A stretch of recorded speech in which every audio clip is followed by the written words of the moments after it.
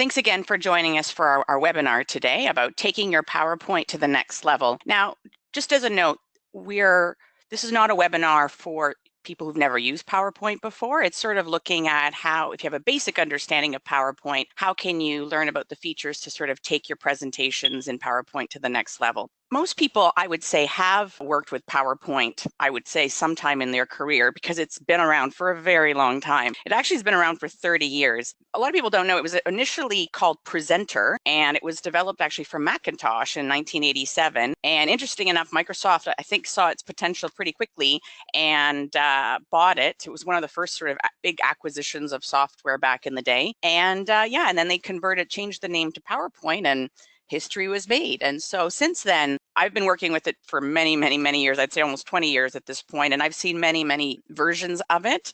Definitely have seen it evolve a lot, especially in the last version, 2016, which is the one that we're going to be going through today, that you'll see that they've added, I think Microsoft is recognized that, people use it for not just big sort of presentations up on a screen, but people do a lot of graphic work, they do graphs, they do tables. So there's a lot of stuff kind of happening. And what I have loved is in this last version of PowerPoint that Microsoft definitely has included a lot of features that before I would have had to done sort of in other programs like outside of PowerPoint and brought them in. And I love the fact that now you can do it all within PowerPoint. And they've made stuff a lot easier, I think, for folks that are just getting started out. So let's talk a little bit about master slides and layouts, because this is the sort of back end of PowerPoint. And I've noticed like a lot of people when they're first starting out with PowerPoint, they know that there are these ready-made templates and they know how to use them, but they don't really understand what's happening in the back end. And because of that, they don't understand how they can actually like adjust it or customize it to make it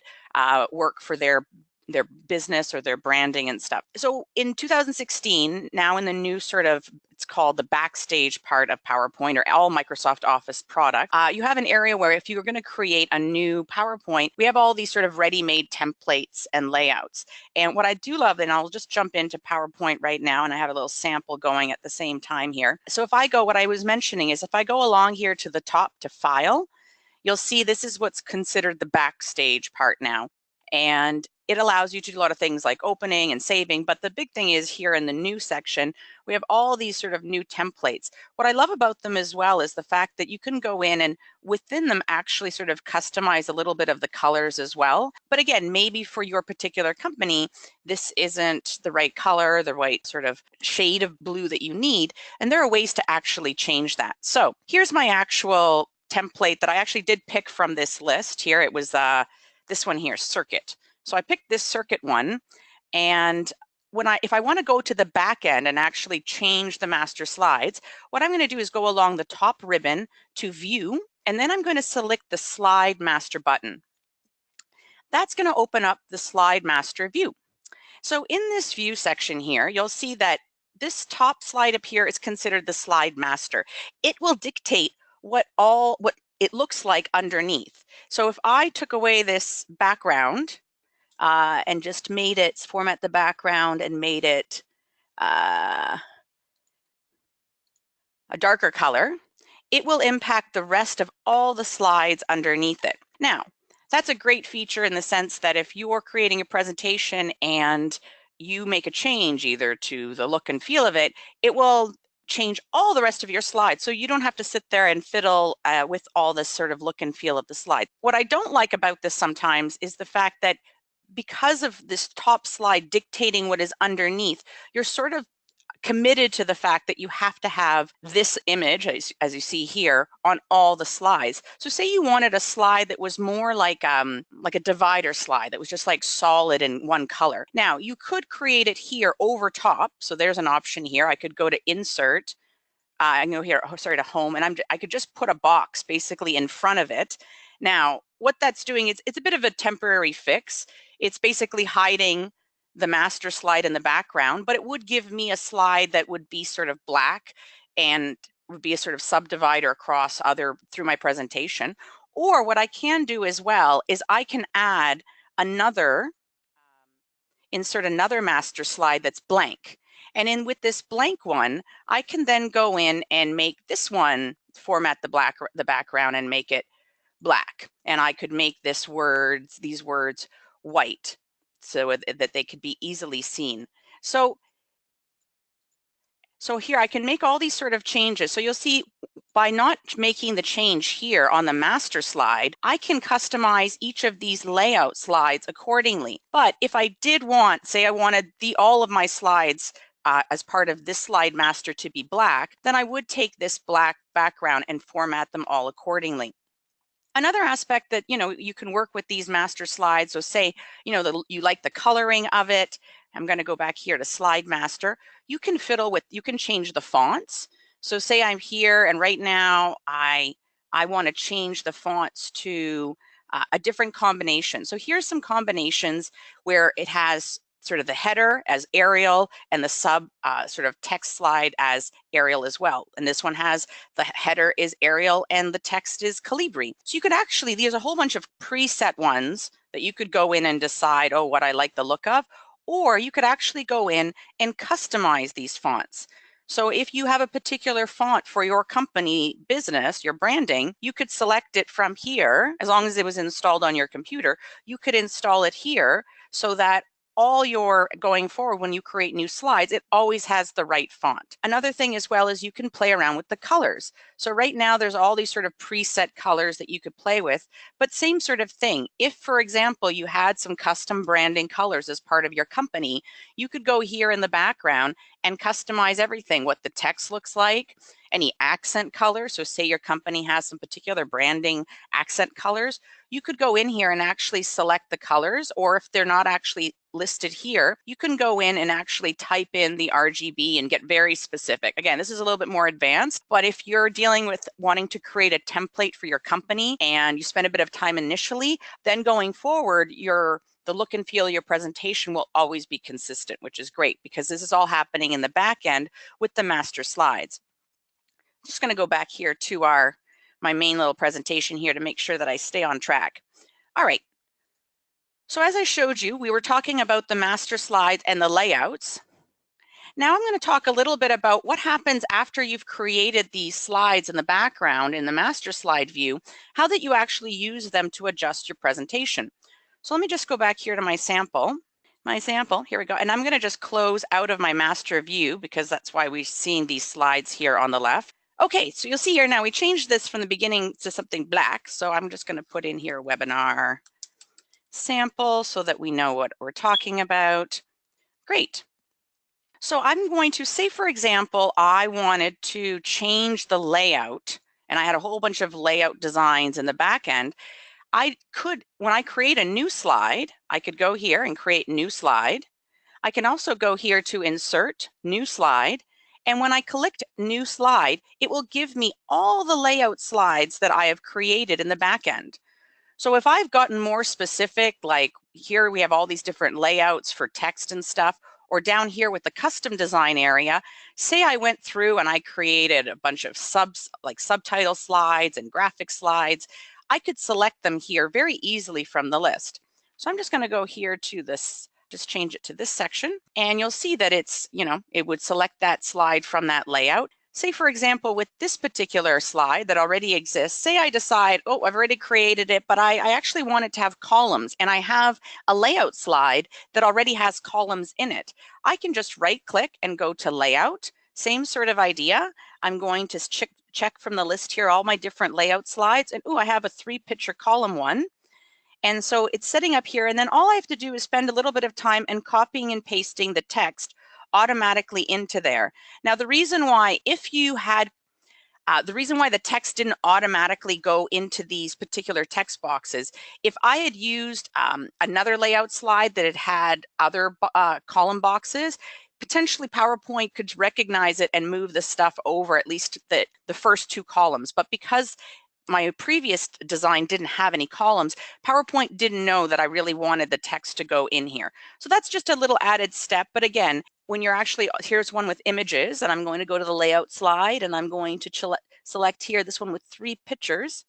And you see that it recognized these two as pictures, but it didn't really recognize this third one. So I'd have to go in and sort of play around with that. But at least it did some of the work for me. So that's another feature that's great about creating these layout slides in advance, is that later on, if you do make changes, it's really just a quick click and change with little fine tweaking adjustments, and you can significantly change the look of your presentation throughout.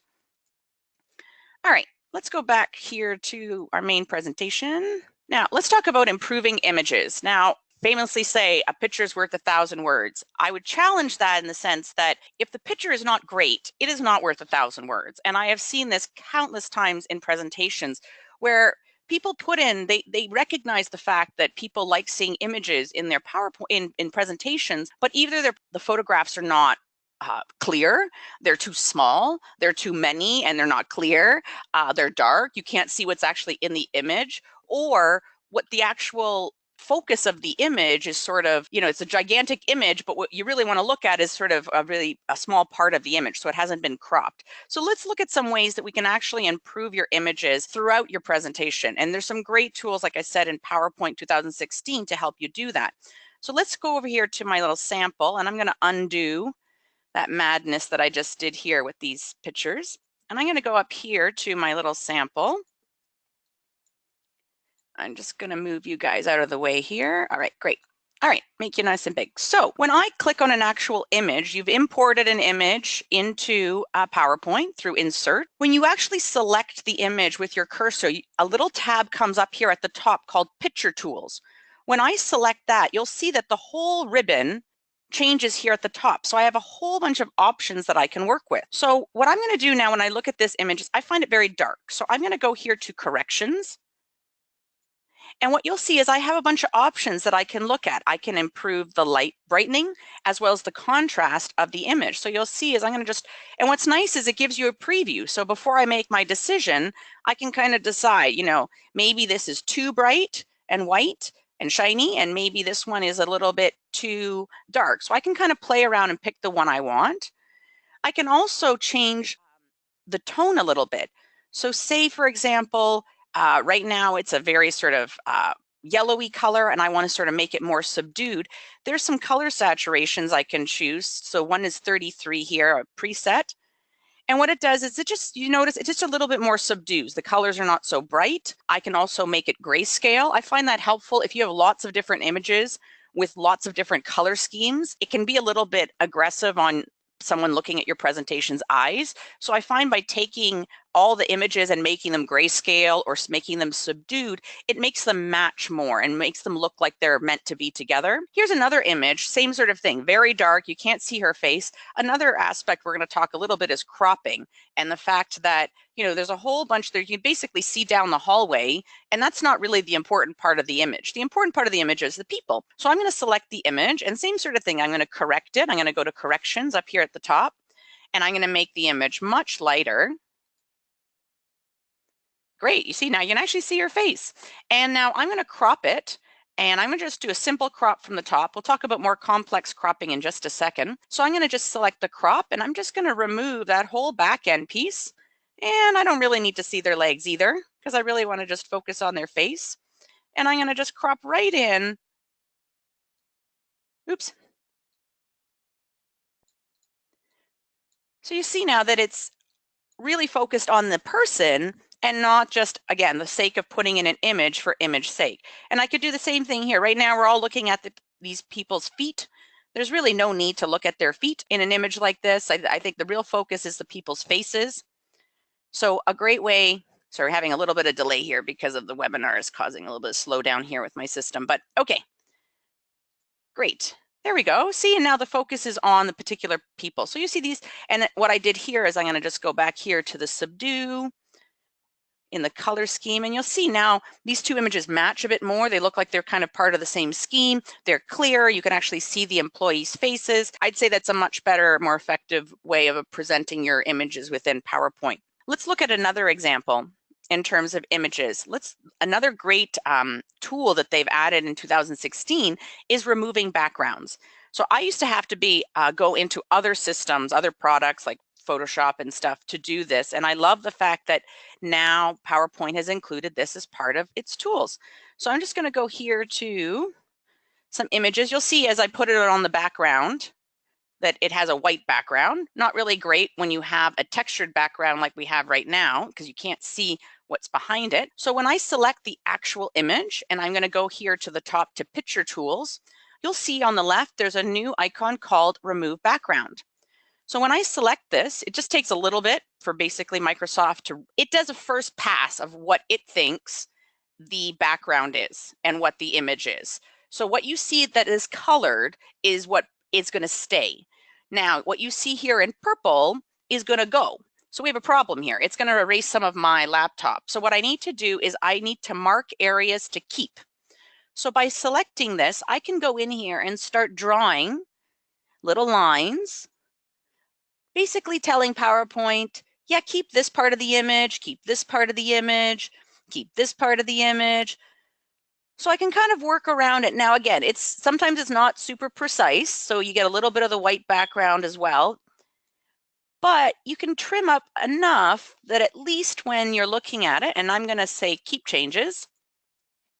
Now, when I move it around my background, you see it's not blocking the background. And I could do exactly the same thing here with this gal.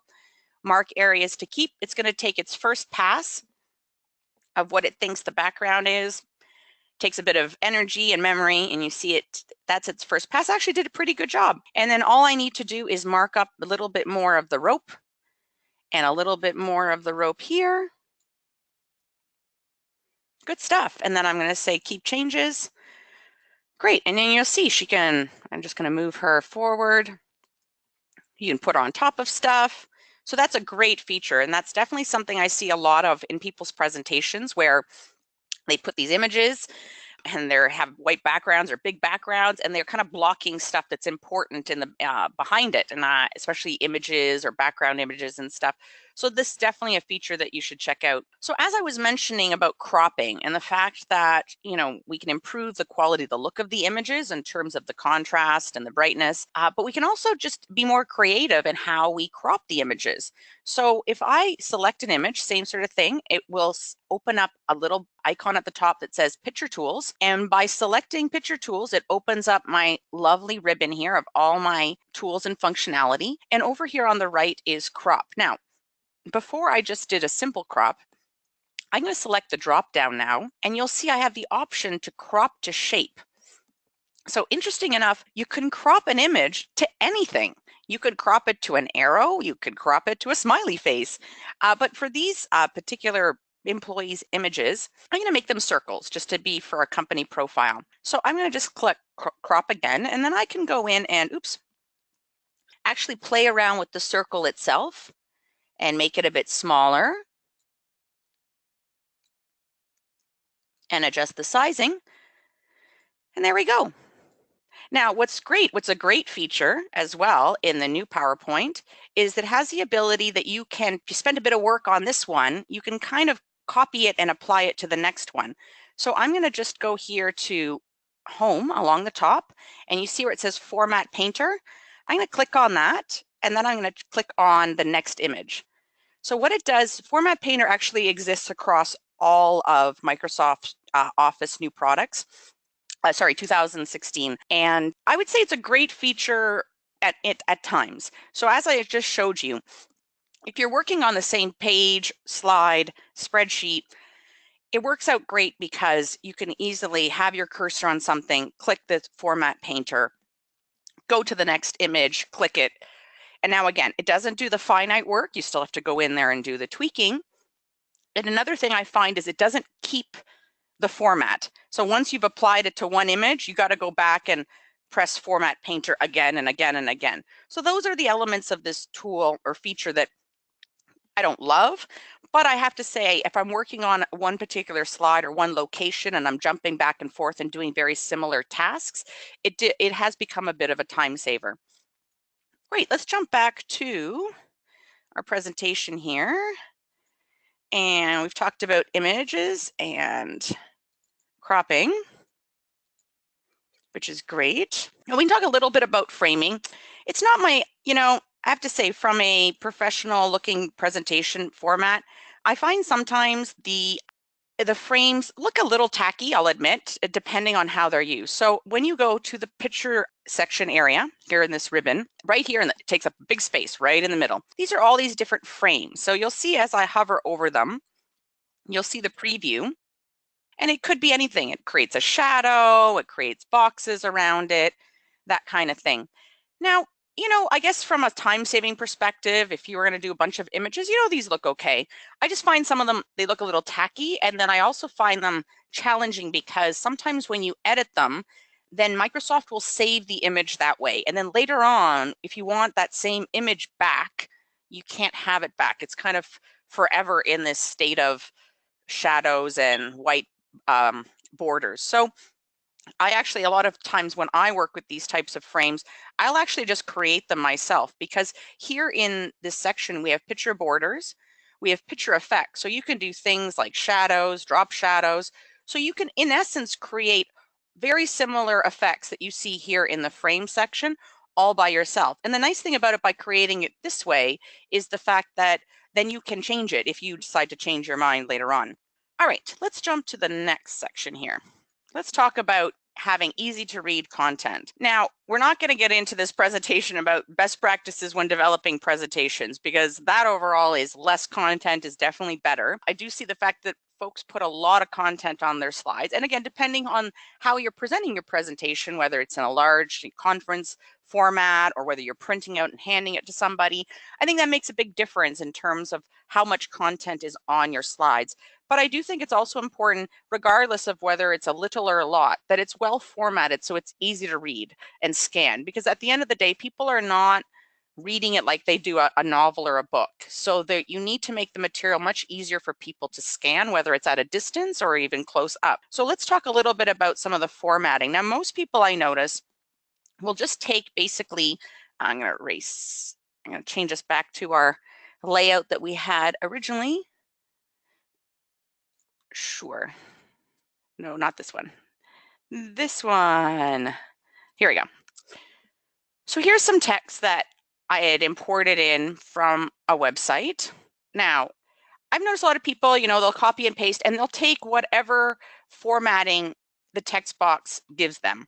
So if they'll go here and say, oh yeah, I want to do some bullets, great, okay, you could do that. What they don't recognize though is there's a lot more control that you have over the text box. So in particular, I find when you're dealing with presentations that people are looking at from a distance, having more spacing in between things definitely helps. So for example, if I highlight this area with these bullets, I can go over here under Home. We have an option here, so under the sort of paragraph section called line spacing. Now, for sure, you can definitely make this line spaces themselves big, but the problem with that is that means that all the sentences get broken up to be 3 spaces, and that doesn't make for very good scanning. But if I actually click on the line spacing option, it opens up a little box that gives me some options. Now, I can play around with how much spacing. So say I want my bullets to be more indented, just to add a little bit more, make it easier for my audience to actually see that there are bullets. I can also fiddle around with the spacing. Like right now, it was set to 6, but I might want to change the spacing to 12. Now, by changing the spacing in this box, what you're doing is you're actually changing the spaces for each paragraph or each sentence after you press enter. So you'll see that not everything gets blown up to 12 points. So I'm going to click OK. So what you'll see is you see a little bit more spacing happen between these particular bullets, but not in these because they were not selected. So you can do this type of work across the whole text box. So I'm going to go here and select 6, and you'll see that all of them got spaced out to 6. Or like I said, you can be very specific and highlight particular boxes or particular sentences and get really specific about the spacing, both of in between the lines as well as the indents. Now, as well, you can right click on any text box and there's an option to format shape. This opens up a option here on the right with actually lots of opportunity to customize your text box. You can change obviously the fill, you can change the color of it, that's very common, but you can actually go here to text options and you can play around with the actual text box. So you can make it so that there's more of an indent. So right now I'm really shifting everything over. I can add more of a border along the top. I can make sure that it doesn't wrap. It just goes all the way to the end, or I can make sure that it wraps it based on the size of the text box. So lots of opportunities to customize. Again, I notice a lot of folks kind of just take what PowerPoint gives them as part of their template, but there's lots of opportunity to customize and play around with these text boxes, and these obviously become the key component of your presentation. Tables. Let's talk about tables.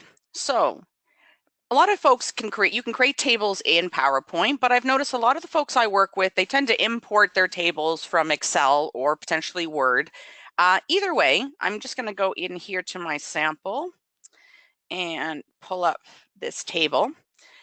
Now, this is one that I've actually imported from Excel. So it's, sort of typical financial sheet. It's pretty plain. When I actually click on the table, PowerPoint recognizes it's a table. So you'll see when I click on it, up at the top, you'll see Table Tools shows up. And when this is actually showing, when I click on Design, all of a sudden this ribbon becomes basically my Table Tools. And if I click on Layout, these become sort of additional tools to fiddle with my table. So these two. So as long as this little at the top says Table Tools, these two ribbons, Design and Layout, give me total control to play around with my table. Now, there's a lot of things that you could do just at one click without customizing. I can decide that the header row is colored. I could decide that the total row at the bottom is colored. I could decide that the last column has a color. And even from there, I can decide based on some presets what the colors are. So I can make it sort of more white. I can make it more sort of a blend. I can go in and ask for more solid colors. So there's some presets that I can go in. Now, you can also, I'm just going to undo all that. You can also do this all manually. So if I highlight this particular row and I go here to shading, I can select whatever color and say I've preset some colors for my particular template, then I could select them here. I can also change the color of the text. Now, what I think is interesting here is right now it's really aligned to most of this actual whole table. I'm just going to actually fill in all the borders. So here under borders, I have the option to select all borders, and I'm going to just change the colors to make it just a little lighter gray. And I'm going to select all borders. Okay. Oh, all borders, please. There we go. All borders. Okay. Now what you'll see here is that all our text or all our data within our table is aligned to the bottom. I find that a little bit hard on the eyes, again, especially when you're trying to make it as easy as possible for people to scan the information. So this is why, again, we have the design area, which allows you to play with the colors of the borders, colors of the shading of the columns, of the rows. If you go along the top to layout, this allows you to play around with the spacing and that kind of stuff. So what I find really helpful is you can do it for the whole table, is just select the whole table. And there's an option here, center vertically. And that aligns the whole thing, all the text to the middle of the actual cell. I can also align everything to the left. I can align it to the middle. I can align it to the right, that kind of thing as well.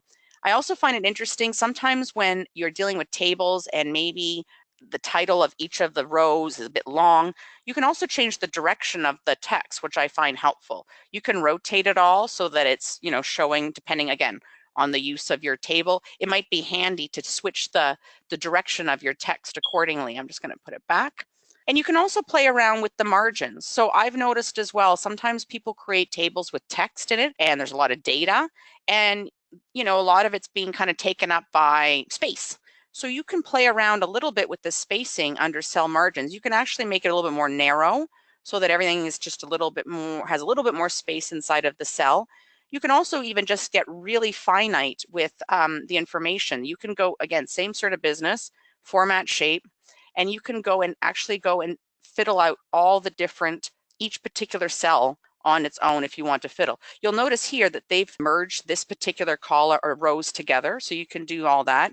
So there's lots of opportunity. I've noticed as well, people tend to grab everything from Excel and just plop it in here and kind of hope for the best without working on the fact that you can actually make your tables look really great and really easy for your audience to kind of get whatever the message is that you're trying to deliver. Let's talk about my next sort of pain in my existence when I'm dealing with people and their PowerPoints is their graphs. So again, a lot of opportunity in PowerPoint to present financials, present data in a more visual way.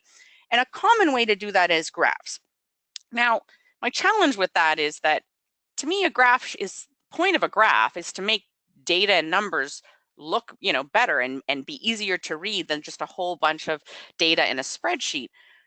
The problem with that is sometimes when people put their PowerPoints together and actually put their charts in, they're not very easy to read. They have too much data. So here's one that I've imported in. You'll see I've noticed lots of folks, I'm just going to move this guy out of the way for a second.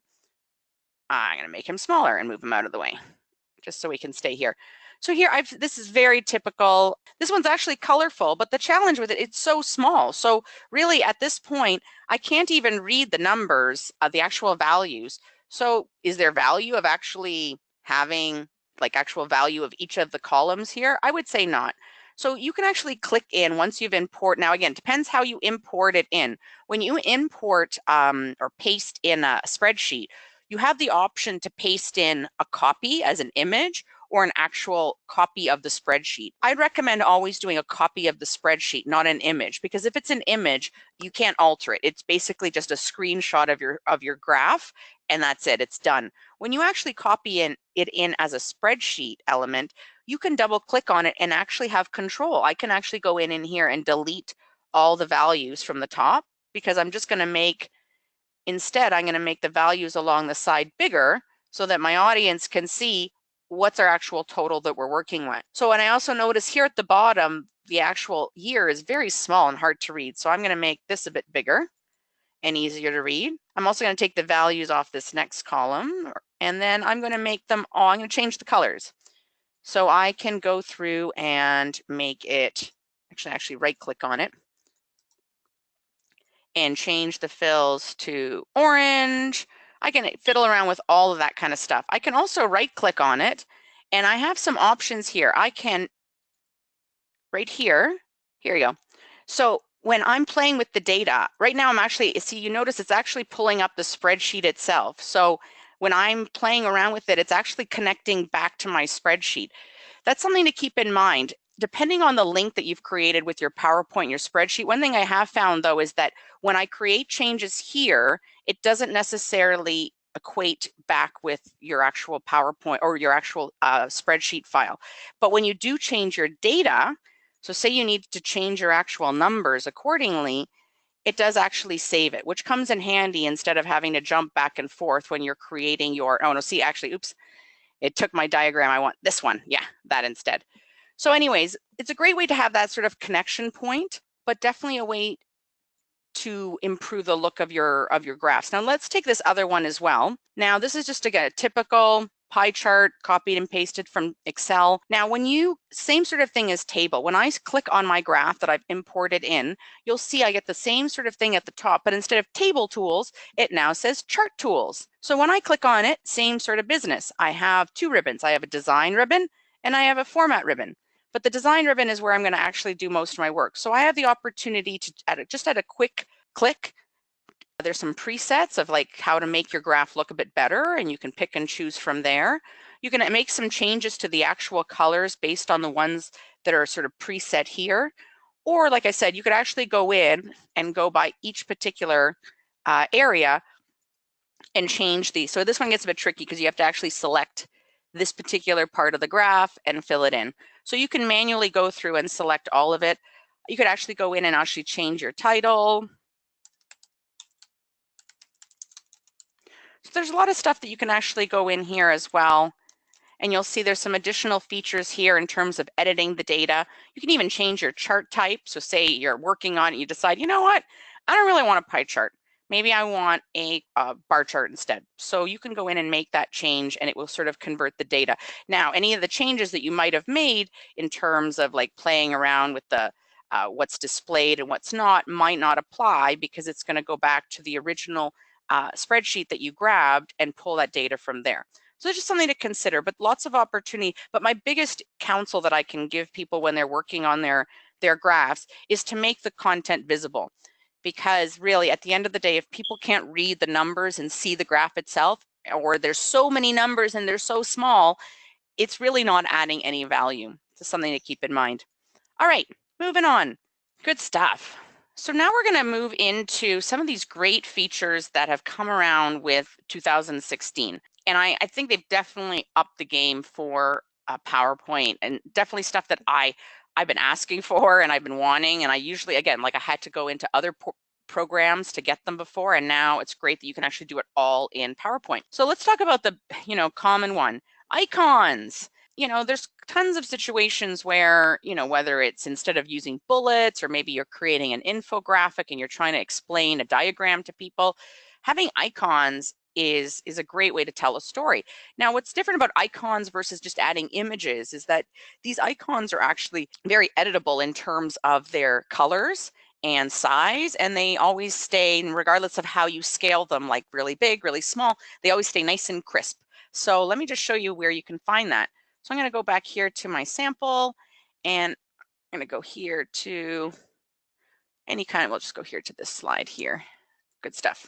And I'm going to go along the top to the Insert tab, and this will open up this ribbon here. And if you go along the top to the Icons button here, it will open up this window with all these different icons to choose from. So I'm going to choose the piggy and the eye and the clock. Sure. And click Insert. Now, as I mentioned, these are completely editable. You can make them as big or as small as you like. And what I love about them, the fact is you can change them to match whatever color you need. So say, you have a particular color for your company or branding, you just go under here under graphics and change the color accordingly. So it could be purple, this one could be blue, and this one can be green. So again, great. I use them a lot, like I said, for in lieu of bullets. So in this situation, instead of having these little bullets, you could put little icons instead. Or like I said, if you're creating a diagram, it's definitely a great feature. Next one. Morph, the morph transition. So I'm sure if you've, again, worked with PowerPoint before, you're familiar with the fact that it has animation features. But I could do a whole webinar on just animation within PowerPoint because it can get quite complex. There's the easy sort of features, wipe things in, fly things in. But honestly, a lot of people don't like that, to be honest. They don't like the things flying in and out for no particular reason. So I've noticed people have kind of moved away from the animation piece. But I have noticed there's this new feature that they've added, and it's not really an animation, it's considered a transition, but it definitely makes it so much easier to add a little bit more like a dynamic aspect to your presentation without spending a lot of time and energy. Let me show you how it works. So I'm going to go back here into my little sample. And so here's a little infographic that we've created, and say, we're talking about it and we want to have, it show up, and then all of a sudden we want in the next slide, we want stuff to kind of move over so that we can talk about it. We're going to talk about it like as the next part of our webinar or something like that, next steps. Great. So what I do, so that's what I want it to do. I'm going to just move everything back. So before I get started, I want that to happen. I'm going to take the actual slide that I want to work with, and I'm going to duplicate the slide. So that creates a duplicate, an exact copy. On the copied version, I'm going to move my text to where I want it to go.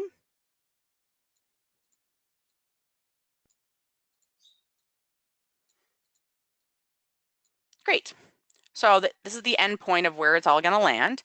Now I'm going to go back up here to my first slide that started it, and I'm going to go along the top ribbon to transitions. And now I'm going to select morph. Oh, wrong one. Sorry, guys. I'm going to go to the one underneath it and select morph. There we go. So you'll see that what just happened there, I'll just play it again under preview. So during that slide, so you'll see here in my thumbnails, through this type of functionality, we actually end up getting two slides, this slide and this slide. And that basically PowerPoint has created a little mini animation to help move the content from this look to this look. Now, That's all it can really do. I'll just tell you that. It can only really move stuff. I've tried to do a little more complex stuff, but you can't really time it. You can't sequence it too much. Everything kind of moves at the same time. So again, not the type of functionality that you're going to get in the animation section, but definitely sort of as a quick fix, add a little bit of movement to your PowerPoint. Definitely a cool way, but just keep in mind that under the morph, you need to have basically duplicate slides in order to actually work. Great, let's talk about my next feature here. The photo album. Now this has actually existed for a while in other iterations of PowerPoint, but they're definitely getting better at it, I'll say that much. So I'm gonna go here, doesn't really matter which slide we're on, I'm just gonna pick a slide in general, and I'm gonna go along the top here to insert, and I'm gonna select the photo album, and you'll see a drop down because if I had a photo album already existing, I could check it, click it from here and edit it. But I'm gonna go to new photo album. And what you'll notice is it opens up a little window that basically gives me an opportunity to create my photo album.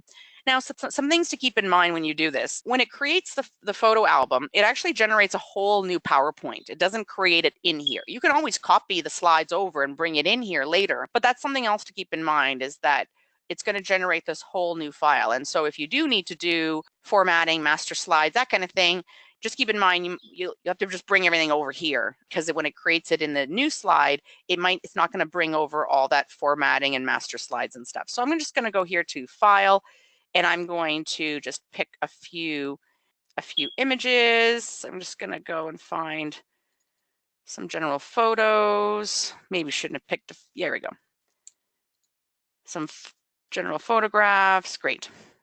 And insert. And once it puts them all in here, you'll notice that they're all listed here.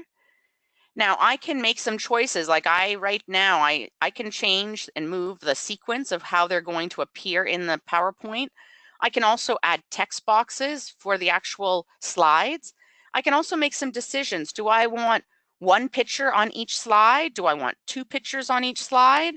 Do I want it to be in a frame? Do I want it? So there's some formatting. I could do a soft edge rectangle. I could do center. Now I can't get into the fancy stuff like circles and stuff, but I can do rectangles. I can even pick a theme. If you've already sort of preset a theme in advance, you could find it, and this would save you a bit of time and effort. So if you created your master slide and saved it as a template, then you could actually go in here and grab it so that when it generated this photo album, you wouldn't have to work on the branding on the master slides again. So you can also make some choices in terms of all the pictures being black and white, ensuring the captions. You can actually do even formatting here. You know how I mentioned the fact that you could play around with the brightness, the contrast. You can do that all once it's in PowerPoint. But what's great is you can do a lot of all this sort of pre-work here. Now I'm going to click Create.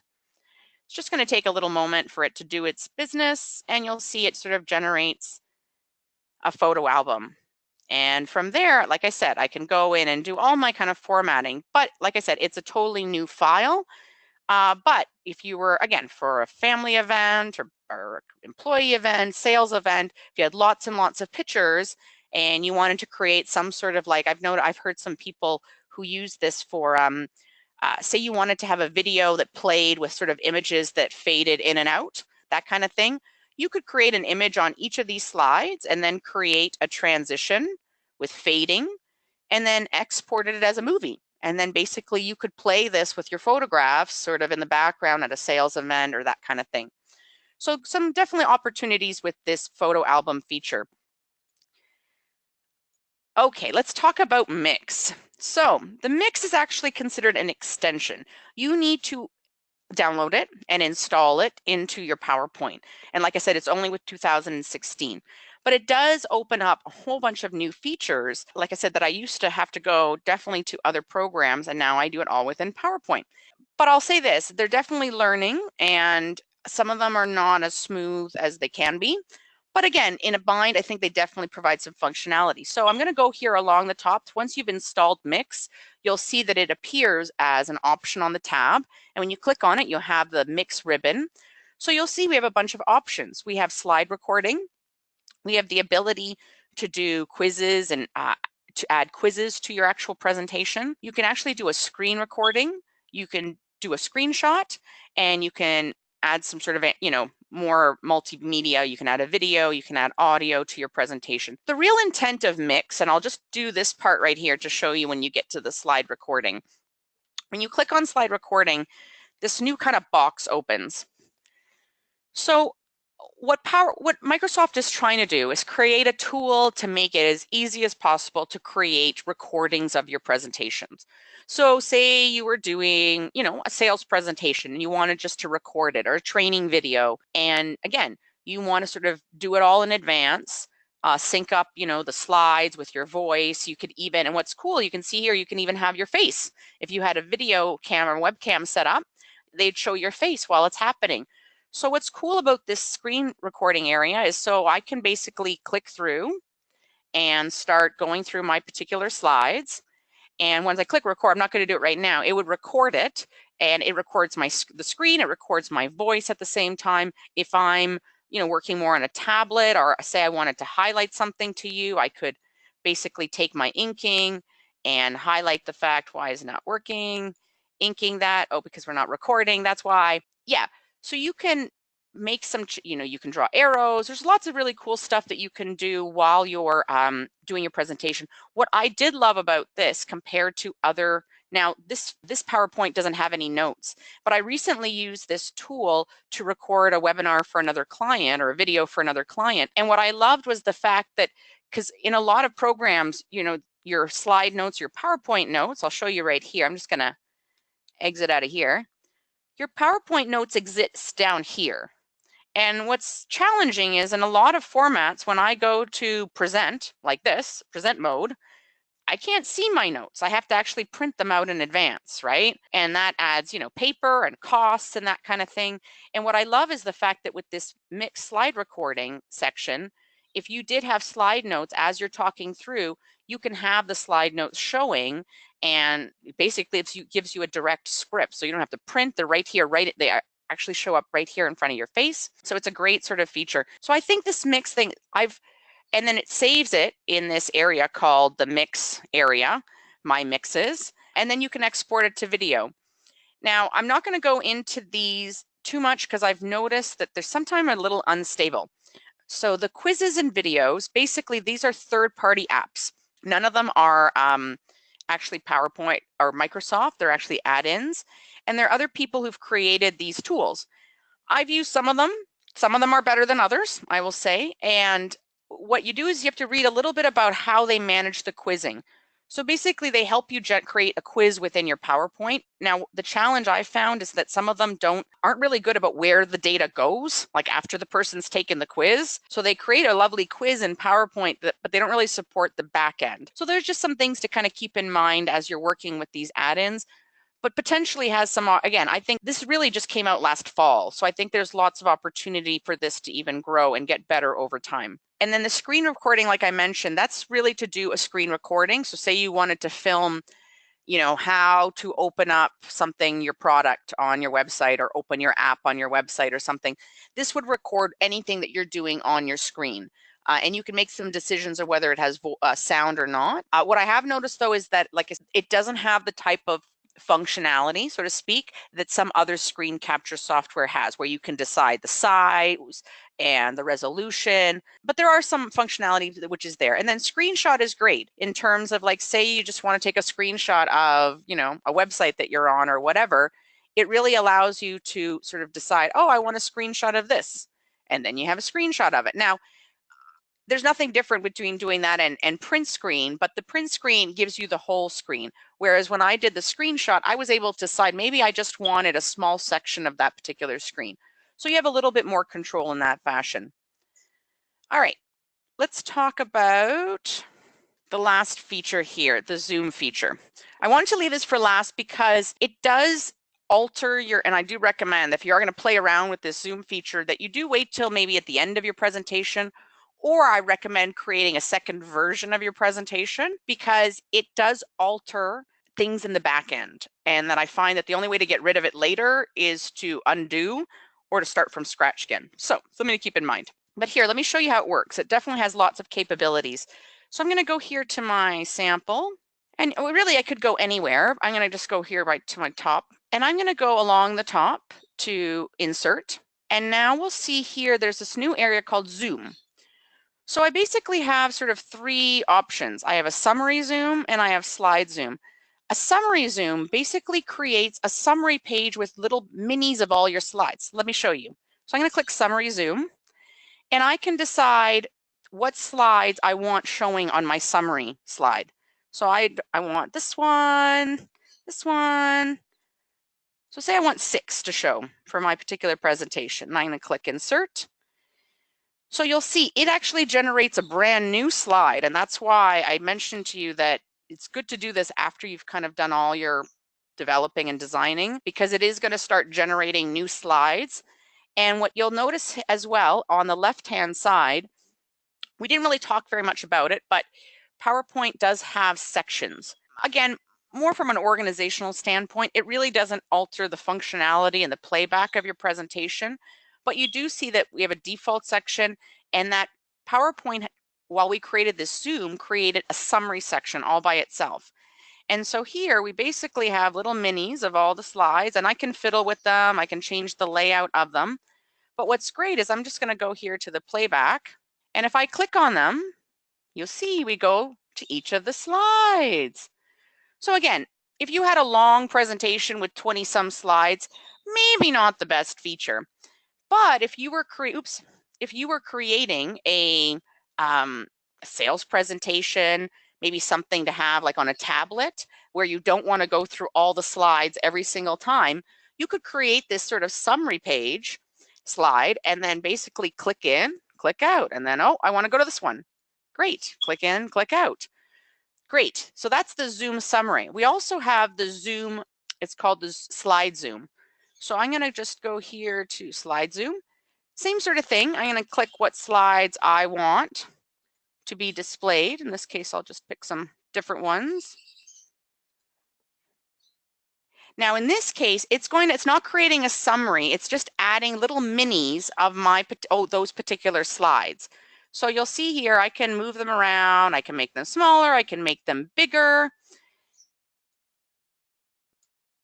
And they are linked, but they won't work. So the difference is, though, is they won't work like the summary one. The summary one you saw, when I clicked in and I clicked out, it actually clicked back out to the summary. With this particular one, if I click through, it's just going to take me through all the slides. Let me show you. So I'm going to just go here to my display. This one is my display. I maybe should have done that. So if I click on this one here, you'll see it's going to take me to this, but if I click again, it'll just take me in again. Oh, it's like presentation. Oh my God, it's Inception presentation. Well, that's pretty cool. Never done that before. Maybe I shouldn't have done that there. Anywho, I think you guys get the point. The fact that this one here will actually click you through across and not as a summary. Just something to keep in mind. I find this feature here, the slide zoom, this comes in handy in training. Like say, for example, you wanted to have what the next slide is going to be right here at the corner, or say you had like a section, you had a whole section, like, so say for example here, I have my whole section about 2016 features. Great. Well, maybe what I want to do is maybe I want to create a slide zoom of that particular title. And then I'm going to add it here to each of my, as a small little, basically it creates a link. It's basically an easy way to create a link back to that particular slide there. And I could add that across all this section.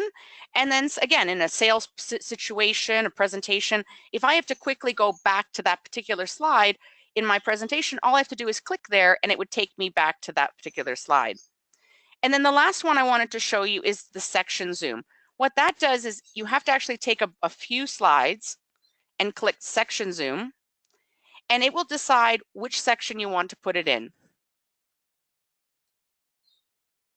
So it basically created a bit of a default section and added all those slides in again. I don't find that feature as, I don't know, fantastic. To me, it doesn't really is useful, but I find the first two definitely, the summary zoom, very handy in a sales situation, training situation, and the slide zoom, adding that link, quick link to particular slides, especially if you're creating, again, more of a dashboard type of thing, definitely adds a lot of functionality. Great. Well, I really hope that you guys found this webinar helpful, and I hope you'll join us for our next one.